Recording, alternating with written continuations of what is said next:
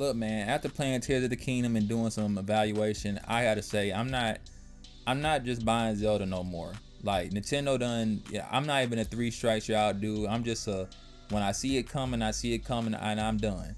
Breath of the Wild was not good. Tears of the Kingdom, again, not good. When I say not good, let me be clear what I mean. I don't mean not good as a whole. I mean for Zelda.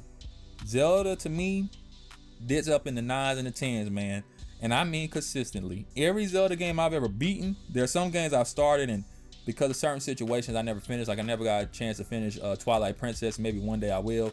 But every Zelda game I played has been a solid experience. So when it's been a 9 or a 10. So when I come to Breath of the Wild and Tears of the Kingdom, and those games are really like Breath of the Wild is really like a 6. It's above average game. It's a little bit better if you play. That's why I bump it to a 7 if you're playing on Master Quest mode, because at least it's a little challenging. But then you go to Tears of the Kingdom. Tears of the Kingdom, I gave a 7. I'll still stick with the 7, but you know, because it's a slightly better game than Breath of the Wild. But those games are not good, man. And I get it. A lot of people just got into Zelda with these games. This is the Zelda you know. And I know some people try to write stuff off like this, like, oh, you're just being nostalgic. I'm not being nostalgic. I play all my games. I play old games. I play them now. I don't sit there when I play a game. I'm not sitting there thinking about the past. I'm not thinking about, oh, the memories. I'm playing the game because it's fun. It's just like when I was a kid, a game that looked fun, that, you know, from the commercials to the trailer, I can still remember now seeing that trailer of Shadow the Hedgehog and Sonic running on the highway and Shadow sliding on the bridge and all that. And I got Sonic Adventure 2 Battle for my GameCube, and boy, I tell you, it took me a long time to beat that one because it looked cool, but it really wasn't all that great of a game. And I remember going back to it, buying it like the digital copy on PC or whatever, and guess what? I didn't beat it. You know why? Because it took me forever to beat it on GameCube, because I really wasn't feeling the game like that. It had a decent story, but gameplay wise, it really wasn't all that great. So my point is that I'm pretty consistent throughout my years. There's rarely a time, like the only time I've ever played a game that I did not like, and then I went back and it was better than what it was, is like Red Dead Redemption 1, but that's because I was playing the PS3 version. That version was kind of busted. It was crashing it actually messed my PS3 up, and it really wasn't working as well. So that's why that experience was what that was. But when it comes to I'm never coming back to Breath of the Wild unless I decide to make a video about it. I'm never going back to Tears of the Kingdom unless I decide to make a video about it. Matter of fact, the footage you see now is actually the footage. I'm glad I didn't have to record new footage. This is just the footage from my Zelda Tears of the Kingdom review. I'm not playing these games again. And I think a lot of people, that's your experience too. You're not going to pick up Breath of the Wild again, especially if you got Tears of the Kingdom. What is the reason to play Breath of the Wild again? That story? That story wasn't good. It wasn't good or interesting. And it was very simplistic. Zelda can't get her powers out. Link fails. They're in supposedly the apocalyptic version of Hyrule. Now, let me tell you something. My biggest problem with Tears of the Kingdom is that Nintendo can't commit. Tears of the Kingdom and Breath of the Wild, Nintendo cannot commit to many things, but let's start with the story and just the world. Is Hyrule in danger or is it not? In Ocarina of Time, when you go to the future, you can tell that Hyrule is messed up. Everywhere is jacked up. Everywhere is jacked up. People are depressed, people are sad, people that you once knew are now dead. There's a lot of dead bodies all over the place, a lot of undeads, a lot of what else? A lot of ghosts, poles all over the place. The Great Deku Tree, but it dies when you're a kid, but everything is worse. And you know, there's some sparks of hope here or there, but it's really just bad because Ganondorf is ruling and it's bad, and you can feel it. Majora's Mask, as the moon, people already are weary because the moon looks creepy, and then you got Skull Kid going around doing crazy stuff. But as the days go by, it gets worse and worse, and people get more depressed and more sad and more sad. And if you let the moon fall, the whole place gets destroyed. That's commitment to a theme. That's commitment to a story. That's commitment, period. Nintendo, you cannot tell me. I understand you might be a Nintendo fan. I understand you might be a Zelda fan, but I'm really to break down some walls on YouTube and gaming spaces, period. I understand people have biases. I understand you're a fan, or you might be even considered a fanboy, which is an extremist version of a fan. I get that, but just hear me clearly. Put all that aside and be mature. I'm not saying you got to agree with me, but just ask yourself, are you sitting here telling me that Nintendo is selling the idea that Hyrule is in distress? Or are they selling you the idea that yes, this is the story of a game and this is the plot we have and this is something you can do, but it really ain't the point or the focus? Case in point, play Breath of the Wild or Tears of the Kingdom outside of the immediate areas where something bad is happening, and then even then the people ain't tripping that much about it. It's kind of like, I don't really like this, but it's not really bad. It's not really selling the point home. Everywhere else, it's just the same. Everywhere else, it's just what it is. Nothing. Everything else is just pretty much hunky dory, pretty much fine. Tears of the Kingdom did it a little bit better than Breath of the Wild, but not by much. Not by much. That the entire experience of selling the point that something bad is happening has to be a reflection all around you. It's like playing a horror game and there's ghosts or there's zombies, but the whole entire game is going to change the mood if the whole game is like happy-go-lucky. I'll give you a case in point. Played Resident Evil. It's horror. It's supposed to be scary. It's supposed to be serious. Whatever, right? Well, most Resident Evils. Go play Dead Island. Not Dead Island. Go play Dead Rising. Another Capcom zombie game.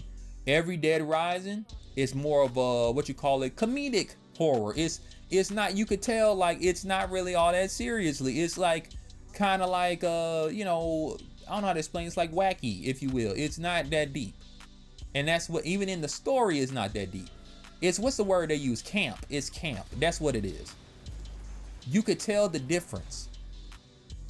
Is Breath of the Wild and Tears of the Kingdom supposed to be camp fantasy? No, it's supposed to be what Zelda's always been. I don't pick up that Nintendo is claiming that, oh, you know, Ganon's in, it's hurting Hyrule, Zelda's gone, whichever game you're playing, and it's supposed to be serious. You're supposed to go out and do this task, but why do this task when you have all these distractions?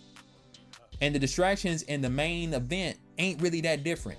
Tears of the Kingdom has a little bit more set pieces than Breath of the Wild, but honestly, you're doing the same thing. No matter if you did a side quest or you did a main mission, the amount of effort put into either is about the same.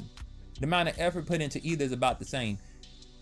It's like Breath of the Wild and Tears of the Kingdom, especially Tears of the Kingdom, has a bunch of times where something's supposed to feel like this is a big event, but it really don't feel like anything. It don't feel like I did anything. It feel like I've been doing the same thing for almost 70 hours and none of it was at a high. It was like, it's kind of like when someone gives you just enough to get by. They don't push you over the edge. The best part of Tears of the Kingdom is the ending, and that's the thing that's gonna get a lot of people, because a lot of people gonna say the story was great. Look at the ending. The ending was a spectacle. You got to ride on the back of Zelda. You got to fight Ganon as a dragon and all that other stuff. Never mind that the story don't make no sense. Never mind the whole plot was stupid. Never mind that there was countless times where I'm sitting here saying, why doesn't Ganon just kill Link?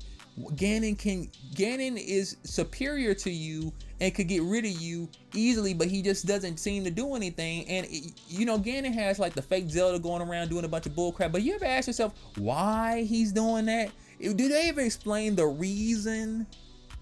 It don't seem like there's a reason. It don't seem like there's a method to his madness. It don't seem like, okay, the reason he's attacking this village and doing this over here, doing this over here, is for it's trying to do something for him. It's just like nothing is explained. Nothing is explained. If I'm not mistaken, I could have sworn in Ocarina of Time they actually explained why Ganon had done one thing in one place, one thing in the other place. Because I remember in Ocarina of Time, that's a different timeline of Zelda, but the Garuda village was thriving because remember, he's like the king of the Garudas. So they were doing well. Everywhere else was kind of messed up, but they were doing pretty all right. So I don't know, man. I just don't get. I don't get. Yeah. I am remember correctly, because I remember like there was what was it, King Jabu, the fish dude or whatever in Ocarina of Time. Like, yeah, him. He I think he got sick. I forgot what happened to him, but the point is they explained like Ganon needed something or did something to him for a reason. I can't recall, but none of that stuff in Tears of the Kingdom or Breath of the Wild. It's just like Ganon just evil, just doing evil stuff, and there's no reason for it. He's just bad, so he does bad things. It doesn't make any sense because Nintendo knows why they made this game.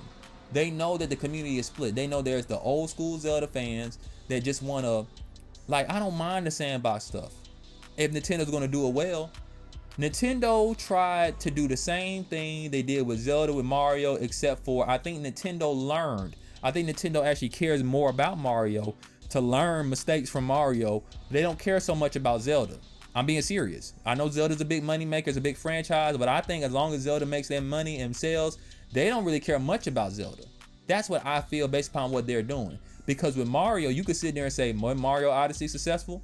But everybody could sit back and they say like, yeah, we played Mario Odyssey and we had fun with it. But people were more quick to be honest about Mario Odyssey than they are Zelda. People came back and said, well, you know, Mario Odyssey was fun and all, but it was kind of a bad collectathon. No other Mario game was a collectathon. Don't let anyone lie to you. Don't let anyone tell you it was. No, Mario 64 was not a collectathon. You were in a map, you did a mission, and you left. You was in the map, you did a mission, you left. That was all the Mario 3D Mario games. None of them were collectathons. None of them. Collectathons are not just games where you collect things, because by that, everything's a collectathon if you want to put it that way. You were in a level, you completed a mission, and you left. That's what the game was. So when Nintendo made it a collectathon, they didn't know what to do with it because they ain't never done that before. So they just thought, well, if we just give you Mario, the Nintendo charm, we throw nostalgia at your face. Nostalgia at your face. And they did the same thing with Breath of the Wild and Tears of the Kingdom. They did the same thing. Because what did they do with Breath of the Wild? They put you on the plateau, then you see what? The quote-unquote Temple of Time. Never mind that it's just like a generic castle. And yeah, it had the fountain in the front, so you said, oh, this must have been high. See, if you're a Nintendo fan, if you're a Zelda fan, you would connect those dots. But just by looking at it, it just looked like generic stock ancient Roman building thing. Ain't nothing particular about it. I mean, wasn't nothing particular about it Ocarina of Time. The Temple of Time was the Temple of Time because of the inside and the symbolicism of it. But when it comes to what Nintendo tried to do, they try to throw nostalgia and beat you with nostalgia nowadays. I'm noticing that. Not with every game, but they did it with Mario. So let me get back to Mario and I'll come back to Zelda. They beat you with the new Donk City. Oh, that's nostalgia. Only certain people even know that Donkey Kong and Mario come from the same franchise. They both originate from Donkey Kong. Most people don't even know all that. So all that's nostalgia. But when you played that game and you said, all right, yeah, some of the challenges were cool and all, but the majority of them was, most of the moons you found were easy, super easy, and with little to no platforming challenges in a platformer. It was just nostalgia bait. Cool.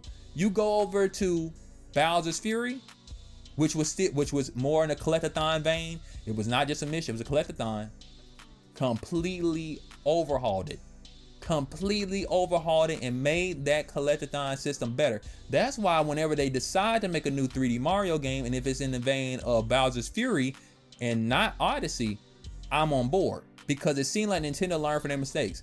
They didn't learn nothing from Breath of the Wild to Tears of the Kingdom. They didn't do nothing different. They gave you that same map that was boring in Breath of the Wild, and what they did do was they just duplicated it and made it dark and put it under the other map. So and then they hyped up. Y'all cannot sit here and tell me with a straight face that as someone who looked at the Nintendo advertisement for Tears of the Kingdom, you thought like everybody else that being in the sky was going to be a big component of this game. You rarely go up there, and when you do, it's like the most lightest of the lightest puzzles. There's better puzzles on the ground.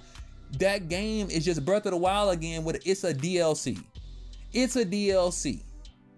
Nintendo sitting here talking about, oh, well, we did so much new stuff, we feel that it should be $60. Then they doubled up and said, no, it should be $70. That's greed. That game should not be $70.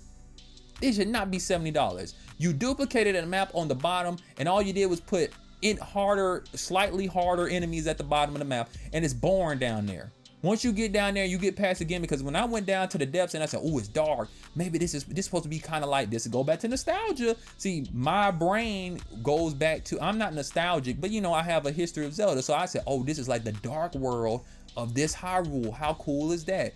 Only to realize, like, no, it's just literally a dark world. There's nothing special down here. There's really not even a bunch of story stuff down here. I mean, you can completely ignore Homeboy down there. What's his name? The dude in the red ninja, whatever his name is. I can't remember. I'm blanking on these people's names because they're not important. None of these people are important. They're goofy, fun characters when you first see them, and yeah, there's a little charm to them, but Tears of the Kingdom and Breath of the Wild are blurs to me. They're blurs to a lot of people. They just won't admit it because what you focusing on is the fun. Nothing wrong with that. Stay positive in this world. It's a lot in the real world. It's a lot of bad stuff going on. So whatever makes you feel good, keep thinking about the positivity. But when I'm critiquing a game, I gotta be honest. Half them games is a blur. Ocarina of Time wasn't no blur. Majora's Mask wasn't a blur. Link to the Past wasn't a blur. Zelda 2 wasn't a blur. Nothing about no other Zelda game I beat was a blur. Those two were. You know why? Because it was like, I remember having fun. Let me pop the game in. I don't know. This is boring. Why did I play this? I'm never turning those games back on again. If I was still into selling my games, I just keep them now just in case. Maybe I need to make a video about them or whatever. I'll keep them. I wouldn't keep them games. What would be the point? I'm not turning them games on again. And this is so telling because I've never heard the masses say, well, Majora's Mask came out, so I'm not playing Ocarina of Time again. Oh, Wind Waker came out, so I'm not playing any of the past Zelda games again. I've never heard that before. Until now, I've heard people say, because Tears of the Kingdom come out, there's no reason to play Breath of the Wild. Well, Breath of the Wild was a 9 out of 10, a 10 out of 10 in your book. You can't sit here and tell me that Tears of the Kingdom, which is also a 10 out of 10, for some reason you won't go back. Why can't you play that? They're not exactly the same game now, are they? They got different stories. They got different dungeons. They got different, what's the other things? I'm blanking on them. The mini dungeons, the freaking things you go into. I'm forgetting what they call because I'm forgetting what they're called because it's not important. I forget what not important to the game. You need to go in there to get the little freaking upgrades and whatever. But I can't remember what their names are called because the whole game is a blur of you just doing mundane crap that every now and again is kind of cool. It's kind of unique. If you think about all the shrines, there you go. Finally came to my brain. Out of all the shrines, I can't remember any of them particularly, but there were a few shrines where I can say, oh, okay, that gimmick was cool. Oh, okay, that puzzle was cool. But that's all it boils down to. Oh, it's cool. You go into half of them. You know exactly what to do when you get into them. It's not all that interesting. You don't have to think. That's another thing. Old Zelda, I had to think. Old Zelda, I had to use my brain for a puzzle. And I'm not saying it was something mind-blowing. It was something that had me sitting there scratching my head. I was feeling that over and over again, but I had to use my mind. Have these puzzles, I know exactly what to do as soon as I see them. Now again, I'm 28. Maybe it's because I'm older and wiser, but that can't be the case. I just beat Unmetal. Matter of fact, you should check out my review. I beat Unmetal. I was stomped on some of them. I never looked up a guide or nothing. I just kept going till I figured it out. I had to use my brain. Tears of the Kingdom, Breath of the Wild, turn your brain off. Just run around in this colorful map. And I'll admit, it's colorful. It's nice. The characters are one-dimensional but charming. And just get lost. And then hours will go by. Days will go by. You might beat the game. You might not. You put it down. And you come back and you say, well, what did I get from that? What did I experience? I don't remember half of nothing. This is what I remember from Tears of the Kingdom and Breath of the Wild. I remember the beginning and I remember the end because they're the two most important parts. The beginning is when they teach you what you need to do, and then you leave everything else in the middle is a blur, and the ending because it's a spectacular boss fight. That's it. That's it. I don't remember nothing else. And that is not how old Zelda was. Old Zelda was a great game from beginning to end. Now I'm done with my little rant, but now I'm about to explain to you briefly what Nintendo could do to make the games better for me and for you. If you still like this current Zelda, Nintendo can keep all that, just let the player go in there and do whatever they want stuff. But this is how they can make the game better. Make the story matter. Nintendo doesn't necessarily have to sacrifice the open world to actually make the world feel, like it's actually under attack by Ganon. They could do both. You could still let people have a sandbox and the world is being attacked by Ganon. Nintendo, please get rid of the breakable items, because I'm sorry, like, it's one thing to have like the fusing thing, that's cool. Keep the fusing, and let a fuse item break, but let go of breaking the weapons. The reason I said just have a preset list of weapons that you can get. Just do that. Because the breaking of weapons, that's why, listen, Zelda don't have no great combat. So unless they finna make the combat better, the combat's just serviceable. The combat, no Zelda game has amazing combat. No one's saying I'm picking Zelda's combat over God of War, Devil May Cry, Bayonetta, games that are focused on combat. Even other games that don't have like crazy combos, I'm not putting Breath of the Wild Tears of the Kingdom combat over something like Dragon's Dogma, where you can climb up on top of the enemies and do all this wild stuff. No one's putting Zelda's combat system over. So unless they're going to be better combat, if you want to keep this simplistic combat, get rid of the breaking of swords and weapons. Because one thing for sure is the main reason why I don't go around just fighting enemies in Breath of the Wild Tears of the Kingdom is because, one, half of the time I'm not finna sit there and waste my weapons fighting random enemies to get nothing out of it. Now, if there's a reason to fight them, like they have a material, something I need, then cool, I'll get that. But even then, that loses its purpose, because guess what? The way Tears of the Kingdom and Breath of the Wild work is, once you've upgraded a particular item set, the requirements to upgrading the other ones is so much more not challenging, that's the wrong word. You got to go so much out your way to find these particular resources. Like when you need to get diamonds and certain stones and stuff, it's like, okay, I kind of want to upgrade this equipment because it looks cool, but why would I put all this effort into it when I got this other equipment that works in all the environments, it works in all the elements? There's no reason to do anything. It's a real reason from a mechanic standpoint for me to upgrade and to go out my way to do it, unless I just really want to. And guess what? The game ain't that fun for me to just do it because I want to. The combat ain't that fun. Fighting them enemies ain't that fun to just go out and do it. Some games got combat and gameplay that fun where it don't matter if it doesn't make sense and you already got something that can handle the job. It's fun to do. It's no different than if you play a racing game. You might got a car that can beat other cars. Like let's say you got a Ferrari and you need a Ferrari for a particular sport, for a particular racing event in Need for Speed. You already got the car, it's already maxed out. You can just use this Ferrari for the whole game. But because the game is fun and you like racing, you say, nah, I'm gonna go out and trick out this Toyota. I'm gonna go trick out this other car. I'm gonna get a whole new sports car in the same class. I don't need it, but I want it because the game is fun. You're not doing that in Breath of the Wild Tears of the Kingdom. Only certain people might do that, and those are people that are very rare. The average person, when you play this game like me, you put it down, you ain't coming back to that. You ain't coming back. I dare you. And see, this is the thing too. A lot of people I know that love these games, you can love the games. Please play old Zelda. Please go back and play. Go, if you gotta emulate it, I don't care what you gotta do. Go play Link to the Past. Go play Link Between Worlds. That's the one you should really play. Because if you play Link Between Worlds, let me tell you something. That game has the kind of choose what you want to do. Whatever. Well, Majora's Mask has that too, but you could do whatever you want to do at a certain point. You could just choose which item you need from, what's his name, Rosario, and then go to the dungeon you want to do and complete the challenge. And then there's a risk, because although weapons don't break, if you lose, then you lose the weapon in the dungeon, then you got to go back and buy another one or rent it again or whatever. There's a currency system, there's a currency loss, there's a penalty, there's a challenge, you know, there's challenges and penalties. That's the reward. You know, Breath of the Wild really ain't got no penalty. Half the time you die in Breath of the Wild or Tears of the Kingdom, where you spawn, basically a few feet away from where you died. There is no penalty in those games. You die a few feet. Remember the old Zelda games where if you died and you had to start back from the beginning of a dungeon, and then if I'm not mistaken, they only reset you with 3 of your hearts. I could be remembering that wrong, but you just die, you come back. It's no challenge no more. It's no challenge. Bring back the challenge. Bring back the puzzle dungeons.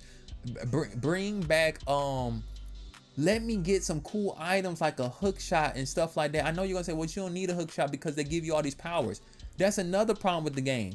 Don't give me all the powers in the beginning of the game, because now I know I can see. Anytime you design a game where the player can literally go to the boss at the beginning of the game and beat the game like that, that means all the other environments around, there's no increase in challenge. Because they designed the game where you can go wherever you want, whatever you feel like it.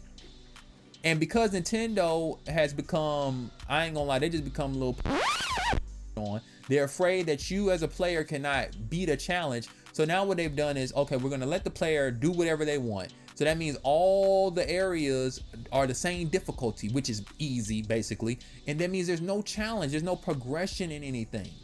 There's no progression with nothing. You feel like you've been doing the same thing throughout the entire game. There's no increase in difficulty. There's no increase in challenge. There's no increase in working your mental ability, stimulate your mind, nothing. It's just a blur. It's just a blur. And I'm just done. Like, Nintendo, if you want to keep making Zelda this way, cool. I'm just not gonna buy it day one no more. Zelda was one of the few franchises I bought day one. I'm waiting now. Not even for a sale. I'm just waiting to see if I really want it. Because I know Nintendo games rarely go on sale. It's not even waiting for a sale. It's just to see. I'm going to watch and see, okay, do I really see something different here? Or is the same old crap? And it's hard to tell because I can't trust y'all. I can't trust Nintendo fans. No offense, it's not me being funny. It's just when Zelda come out, typically y'all just hype it up. And y'all ignore all the flaws. But let me tell you something. If Nintendo, I bet you this, if Nintendo make a third Zelda game in the vein of Tears of the Kingdom, Breath of the Wild, I can see it now. All it gotta do is be a slight improvement of Tears of the Kingdom, and y'all will never play Tears of the Kingdom again. You'll never pick it up. It could be the same map for the third time. Keep all Tears of the Kingdom's powers, and just have some new gimmick. But everything else is basically the same. Y'all would say, well, ain't no reason to play Tears of the Kingdom no more. And that's never been a thing for past Zelda games. It's never been a thing. I'm telling you, that is an example of bad game design. It should never be a time. You can argue sports games are like that, but see, people used to complain about that with Madden.